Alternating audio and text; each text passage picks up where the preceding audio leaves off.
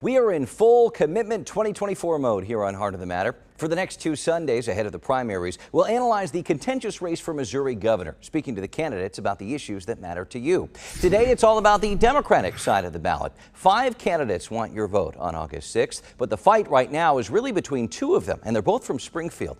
Businessman and fast food CEO Mike Hamra and House Minority Leader Crystal Quade. People say politics can be tough. I tell them, I can handle it.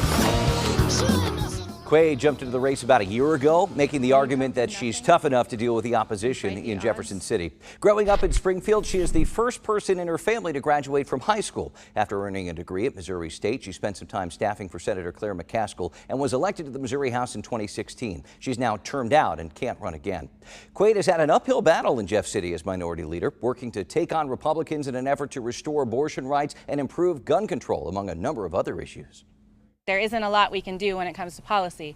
We can get loud and we can draw attention to this, but it is absolutely about who we send to represent us in the state of Missouri. Quade was one of many Democrats calling for stricter gun control measures after February's deadly Parade Day shooting here in Kansas City. Battling gridlock in a Republican-led General Assembly would be a big challenge for a Democratic governor, and that's where we start my conversation with the candidate today.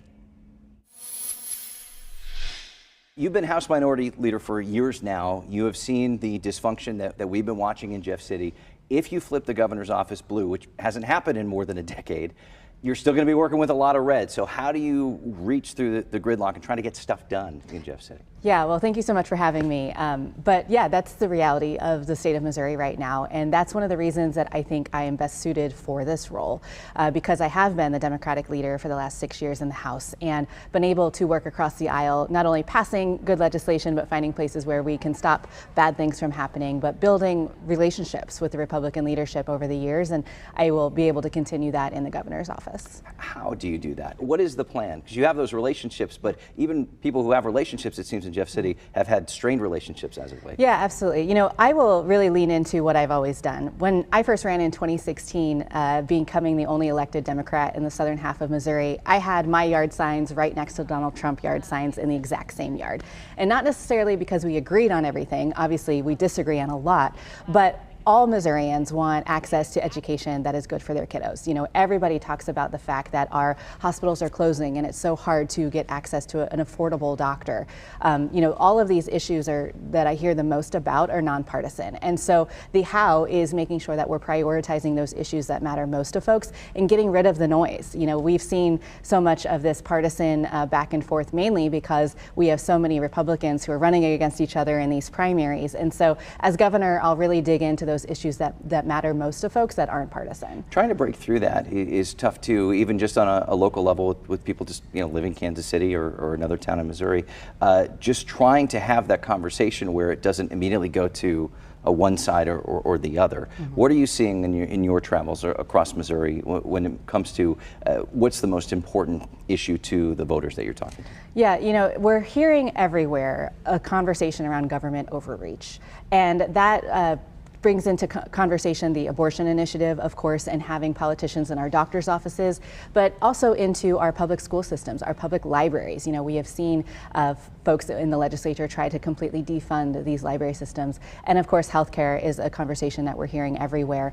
And again, those are sometimes partisan issues, but mainly just folks who want government out of their lives and want government to perform the duties that it's promised. You mentioned reproductive rights, which is front and center this year, especially looking to see the constitutional amendment on the ballot in November.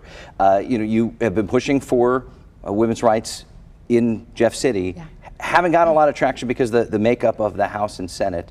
What will you do as governor to try to further enshrine those rights? Even if this ballot petition initiative passes, we have seen, especially over the border in Kansas, lawmakers still trying to further restrict abortions. Yeah, well, I would say as the only woman and only mother in this race, obviously this is deeply personal for me. And yes, I've been in Jefferson City as they have continued to go after reproductive health care, and not just in abortion. We're hearing senators talk about IVF right now and how they don't think that that should be legally allowed. And so as governor, I will do everything in my power to uphold the will of voters, which we know in November they're going to overturn this draconian ban and give rights back to the citizens of Missouri. And so we'll make sure that the people's voices are heard.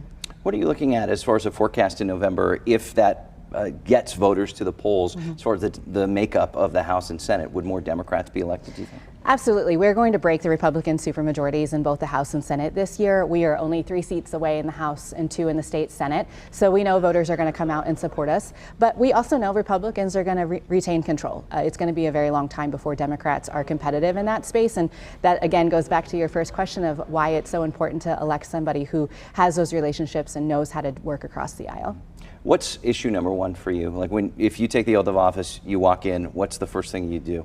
You know, I like to talk about this, not just day one. It's going to take several days to accomplish the things that we want to do. But first and foremost is ensuring that the promises made to Missouri citizens through our state agencies and what services we're supposed to provide are adequate. I hear all the time about people who call into Medicaid and are on wait times for 4+ hours. We have been dinged for so many of our services, from foster care to putting folks who are in mental health crises in nursing homes most recently. And so day one, the first 100 days, we'll be making sure that our agencies are providing the services that we promise. Here in Kansas City, public safety is top of mind. We have a gun violence problem, to say the least.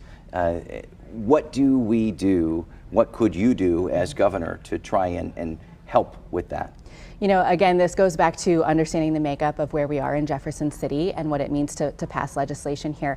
But as Democratic leader, I have met with law enforcement officials all across the state countless times. And what we hear the most about is making sure that they are provided what they need to be successful. That is making sure that we're fully staffed, that we're funding the trainings. But I believe also in providing local control back for Kansas City, but also for all of our municipalities and local law enforcement to decide what works for their communities. What works for, in Webster County, Missouri, where I grew up, is very different than what Kansas City's needs are. And so I think we should be entrusting these local leaders and law enforcement to help determine what those are. And that's been really interesting. We talk about the referendum that's coming up in August for KCPD funding. It's a statewide vote.